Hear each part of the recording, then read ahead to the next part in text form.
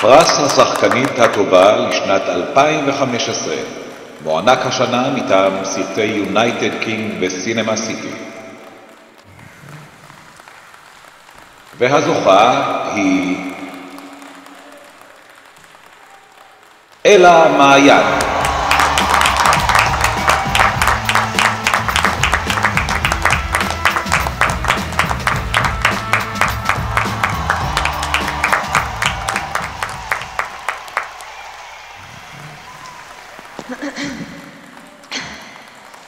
מתרגשת.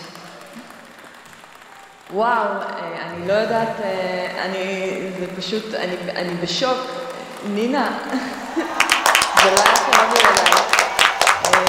אני רוצה להודות לכולם, לכל האנשים שתמכו בי והיו איתי מתחילת הדרך. תודה ליואל, אתה במאי בחסד, זו זכות גדולה להיות בכל הפקה שאתה בכלל מתקרב אליה, ותודה לסימה, ותודה לשימון, ולכל האנשים. אני באמת, אני כבר לא זוכרת כלום, אני לא יודעת מי אני.